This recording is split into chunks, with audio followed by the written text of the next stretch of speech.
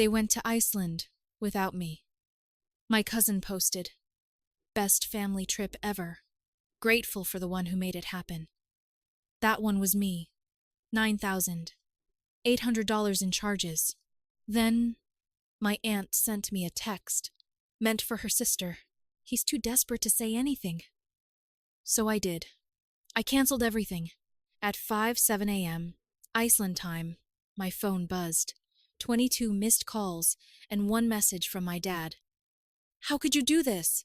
It started with a Facebook post. My cousin Becca, the kind of person who thinks hashtags are a personality, posted a picture of herself in a blue parka standing on a glacier, throwing up a peace sign with one hand and holding a cup of overpriced Reykjavik coffee in the other. The caption hit harder than it should have. "Best family trip ever. Grateful for the one who made it happen." No tag, no mention, just that sentence. As if I were supposed to be flattered from afar.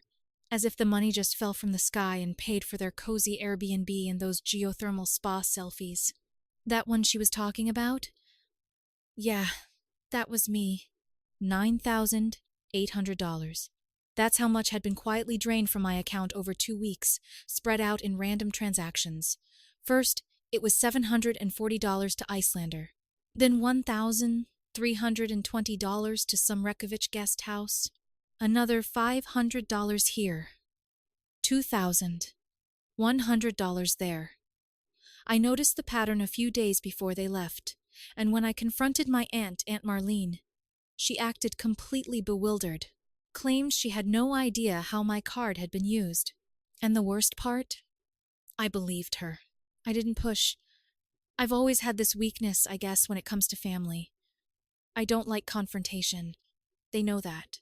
I was still trying to figure out what to do when they left. My parents, my 2 aunts, Uncle Joe, Becca, her younger sister Kelsey, and even my little brother Jake. 9 people. 9 people on a family trip I hadn't even been invited to. I wasn't even told they were going. I found out when my boss forwarded me a vacation request that I hadn't submitted. I work in payroll. I know how to track a charge. They were just stupid enough to think I wouldn't. But the thing that flipped the switch wasn't the post. It was a text. Late that night, while I was still staring at my bank app, I got a message from Aunt Marlene. I assume it was meant for her sister, my other aunt. It said, "He's too desperate to say anything." That was it. No context, no apology, just that, like I was some kind of pathetic little wallet with a face. And maybe I had been until that moment. So I did the one thing they clearly didn't expect. I called my bank. I reported every transaction I hadn't authorized. I filed a fraud report. I asked them to cancel and block anything that hadn't gone through yet.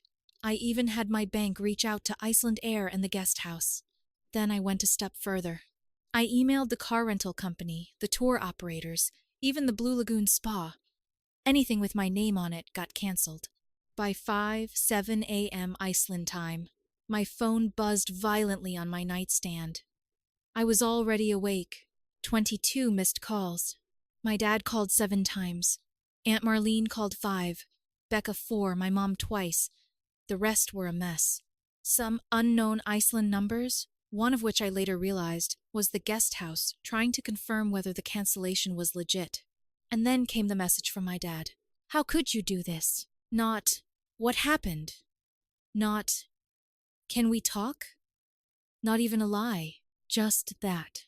All caps. Like I had somehow ruined their vacation. I didn't reply. Instead, I turned off my phone, made myself some toast, and waited because I knew this wasn't over. Not even close. By the time I turned my phone back on that night, the trip was already falling apart. I'd expected chaos. Maybe some panicked calls. Maybe even a guilt trip from my mom about how we could have handled this differently. But I hadn't expected complete collapse. The moment the bank processed the cancellation on the guest house booking, they were kicked out. It wasn't a hotel. There was no front desk. No polite conversation. Just a lock code that suddenly stopped working at 4 p.m. local time. They'd gone out for the day to see some black sand beach or whatever. And when they came back, The door wouldn't open. I hadn't canceled the flights. That was the one thing they actually paid for themselves. Everything else had my name on it. The SUV rental? Gone. Tours? Canceled. Blue Lagoon? They showed up in swimsuits and got turned away at the gate. No one could figure out what was happening until Aunt Marlene got the official bank email on my behalf. She didn't even bother denying it. She just forwarded it to the family group chat and said, "Well, I guess he finally grew a spine." I wasn't in the group chat. My brother forwarded the screenshot to me on the side. No comment, just sent it and left it at that. They booked emergency flights back to the States. Only Becca and Kelsey stayed one more night because they had some influencer crap to finish. Apparently, they got offered a free meal in exchange for a post. Everyone else came home early. All that planning, all that scheming, and it ended with them at the Reykjavik airport, cold, pissed off, and several thousand poorer. And then they showed up at my house. I live alone in a duplex in Portland. It's not huge, but it's mine. Bought it after years of saving and pretending like I didn't hear the family jokes about me being the boring one. They pulled up 2 days after they landed. My parents, my aunts, Uncle Joe, Jake, and even Becca, who I guess couldn't resist the drama. I opened the door because they were already pounding hard enough to shake the frame. It started civil. Or fake civil. You could smell the tension. My mom tried the guilt route first, asking why I didn't come to them before canceling everything, like I hadn't already asked about the charges before the trip. Then, Aunt Marlene took over. Said I had ruined a once-in-a-lifetime experience for the whole family and humiliated them. Uncle Joe accused me of making them look like criminals. My dad just stood in the back, arms crossed, like he was waiting for me to apologize. For 6 hours, they stayed. 6. I didn't offer food. I didn't offer water. I just sat and let them go. On and on. At one point, Becca tried to guilt me by showing me photos of what could have been. My brother said almost nothing. Just sat there quietly. And then, Marlene finally said it. "We think you should reimburse us for what you ruined." That's when something in me just snapped a little. I asked her if she wanted the full list of what they took from me, or just the dollar amount. She didn't like that. They didn't leave on their own. I told them I was going to call the police. That finally got them moving. But I knew they weren't done because, as my dad walked out the door, he turned around and said, "You think you're punishing us, but this is only going to make things worse for you." I didn't reply, but I locked the door behind them, every bolt, every latch, and waited again because I knew exactly what they were capable of.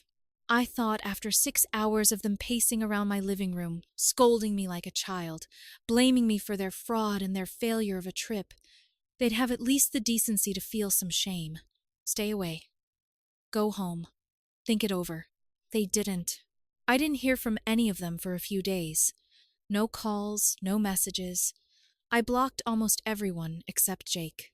He never said much, even when they all showed up at my house, but he didn't defend me either. Still, something about him felt different. Like maybe he understood but didn't know what to do with it. 3 days later, he texted me. Just one line. They're planning to come back. No follow-up. No warning when. And then that Saturday, they did. It was around 2. 0 inches the afternoon. I saw the car before I even heard the knock. Uncle Joe's ugly white SUV parked at the corner, halfway blocking a fire hydrant and leaking oil into my neighbor's driveway. My mom, Dad, Marlene, Uncle Joe, and this time, instead of Becca, Kelsey was with them, standing there on my porch in denim shorts and a hoodie like she was being forced to attend a church service. They rang the bell, knocked once, then twice, then harder. I could hear my dad saying my name through the door like we were buddies, like this was some normal drop-in. I didn't move for a full minute. Just stood behind the door, watching them through the peephole. When I finally opened it, I kept the latch on, just enough to make eye contact. My mom spoke first. Asked if we could just talk. I told her no. Told them all I'd said, everything I needed to the first time they came. She gave me this look, half pleading, half pissed, and said they weren't leaving until we worked this out. Like this was some mutual disagreement, and not them stealing almost 10 grand and vacationing off it. I said they had 10 seconds to get off my property. That's when she wedged her foot in the door. I don't know if it was instinct or rage or what, but I shoved the door harder than I meant to. She stumbled back, caught herself on the railing, and just stared at me like I'd slapped her. Uncle Joe stepped forward like he was going to say something tough, but I already had my phone up, camera pointed, ready to dial. I told them I had the whole first visit recorded. I told them they were trespassing. I told them this would be the last time they'd ever see my front step without a court order. They left, but not like the first time. Not quiet. Not sulking. They left angry, furious. I could feel it in how my dad lingered at the bottom of the porch, just standing there saying nothing, trying to make me flinch. In how Aunt Marlene kept shaking her head, mumbling to herself, walking to the car like she was counting steps not to turn around and start again. Kelsey slammed the door so hard it echoed. Not one of them looked back. That night, I left all the lights on. Just the feeling. I didn't sleep. The next morning, my car told me everything I needed to know. Driver's side mirror shattered, hanging by a wire. Deep, narrow dent right above the front wheel. Something heavy and sharp. Not random vandalism. This was a message. I walked around the block hoping someone had seen something. No luck. No doorbell cam pointed in the right direction. But mine caught it. They came back at 2. 40 inches the morning. The same white SUV parked across the street. No masks. No attempt to hide. Just walked right up. Did the damage in less than 2 minutes, and left. You could even see Uncle Joe on the footage holding something that looked like a metal pipe. I didn't call them. I didn't text. I didn't threaten. I just saved the footage, backed it up in 3 places, and started planning something else. Because if they thought that was the end of it, they were about to learn what it felt like when someone fights back. For real. The next morning, I drove straight to the police station. I brought the footage. Timestamp clear as day. Uncle Joe in his ratty hoodie holding what looked like a tire iron. Kelsey hanging back, laughing.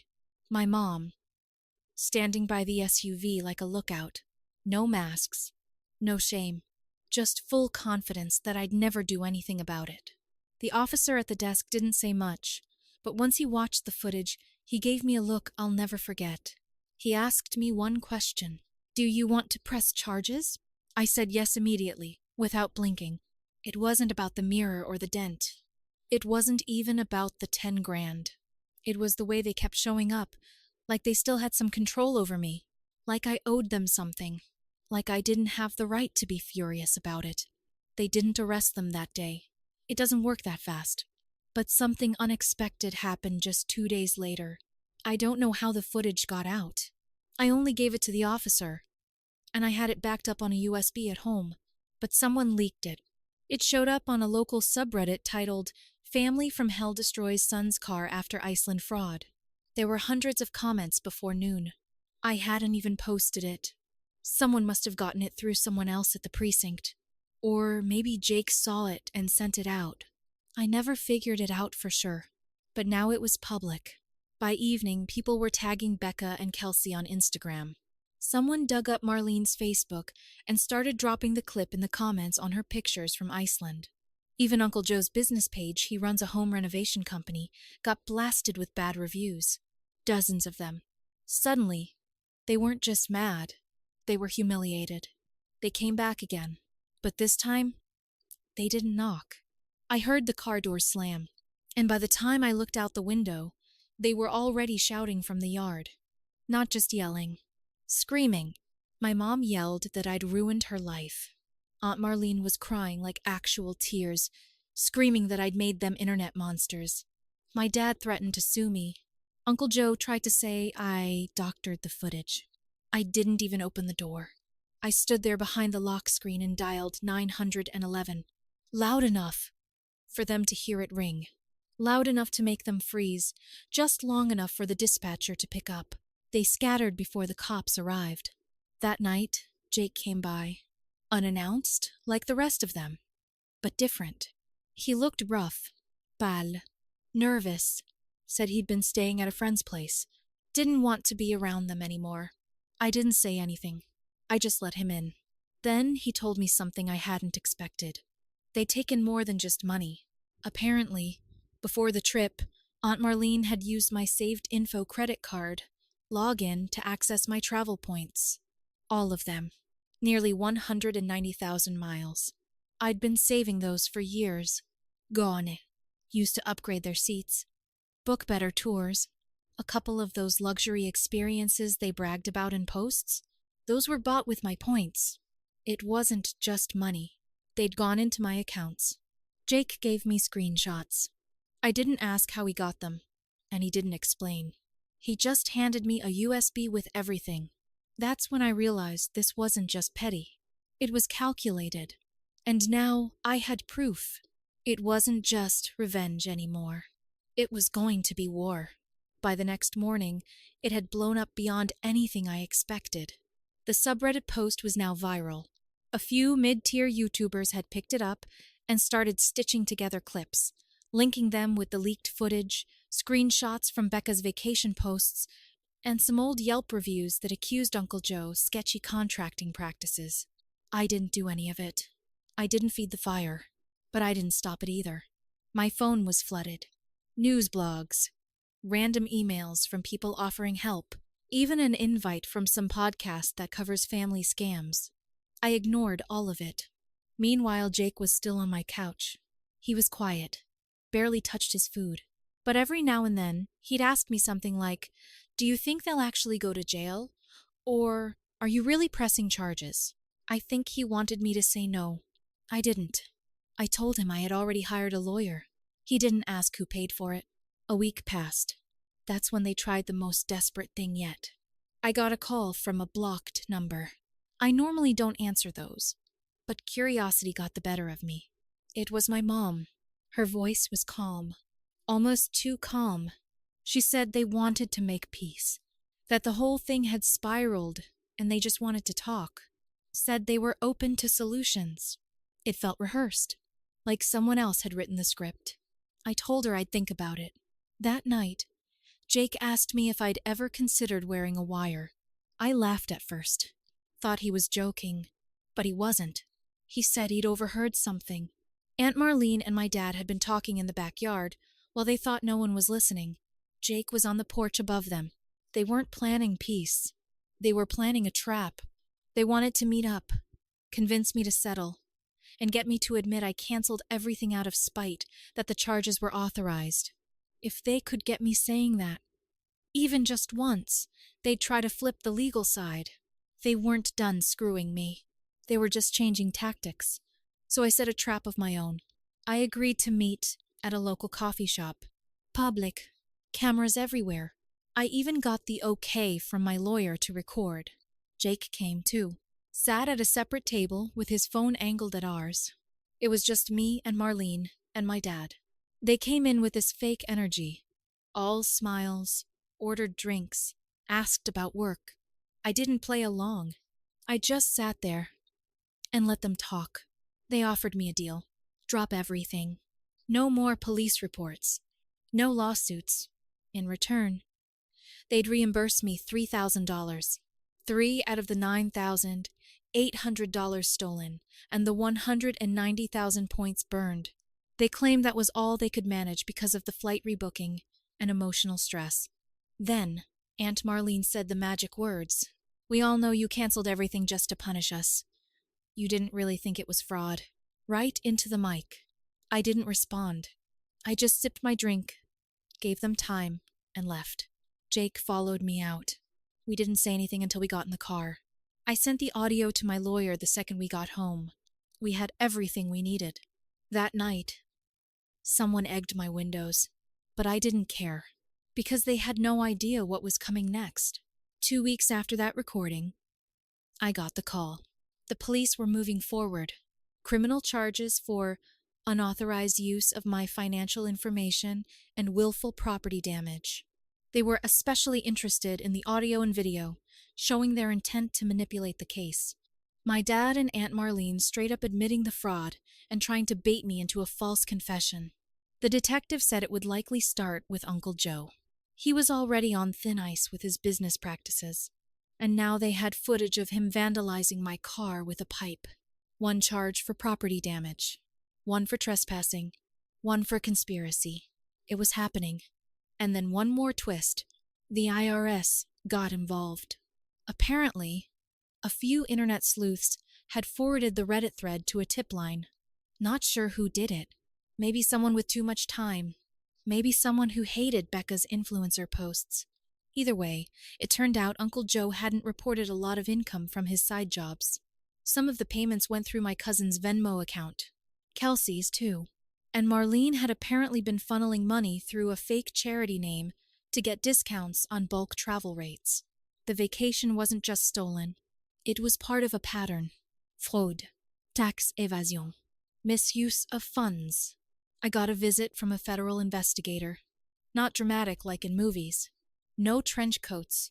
Just a woman in a gray suit asking if I'd be willing to hand over the screenshots, the voice recordings, and the USB Jake had given me. I did. They asked to speak to Jake, too. I left that up to him. By the time the subpoenas were served, my family had completely imploded. Becca deleted her Instagram account. Uncle Joe shut down his business temporarily. Aunt Marlene's Facebook was a ghost town. My mom and dad? I don't know. They haven't tried to contact me again. But the best part came from Jake. He got his own place. He used some savings, some help from friends, and said he needed distance. He told me quietly that he was proud of me, that I was the first person in the family who didn't just take it. I gave him the second spare key to my place, just in case. As for me, I ended up getting back most of the $9,800. Between the fraud claim, the civil lawsuit we filed, which they didn't even bother contesting after the criminal investigation began, and the travel points being reinstated thanks to the evidence I had, I came out ahead. I didn't just cancel a vacation. I burned down the whole system they thought they could keep using forever. And for the first time in my life, I wasn't the one apologizing at the family table. I wasn't even at the table, because I built my own and locked the damn door. 5 months passed, and things had finally quieted down. The lawsuits were moving forward. My stolen money was mostly recovered, and everyone from that side of the family had vanished into radio silence. Jake had his own apartment now. We talked often, and I finally felt like I could breathe again. Then, out of nowhere, a wedding invitation arrived in my mailbox. No return address. Heavy envelope. Fancy calligraphy. Becca was getting married in Iceland again. Inside the invite was a smaller card that stopped me cold. This celebration is made possible by the generosity of our beloved cousin Alex. I blinked. Read it twice. They didn't just list me as a guest. They credited me as the one funding the wedding. I never gave them $1. I never even spoke to them after they tried to trash my car. To make it worse, the RSVP was already filled out. Checked. Yes. Airline voucher enclosed. Like they'd written me into the script of their perfect comeback story. Jake got the same invite, minus the weird sponsor message. He told me they were spinning it like we made up. Like the whole disaster was just a family misunderstanding. According to Aunt Marlene, this was their way of restoring peace. Instead, Jake came up with something better. He said he'd go, but not to celebrate. He bought a mic and a tiny GoPro. He's planning to sit through the ceremony, wait for Becca's inevitable thank you to Alex speech, and then stand up and tell the truth. About the fraud, the fake RSVP, the damage, the lawsuit, everything. He won't yell. He'll just speak. Calm, clear, undeniable. And he'll record it all. So when it's done, we'll post it. No drama. Just facts. And proof. The truth. They thought this wedding would bury everything. But instead, it's going to be the final nail.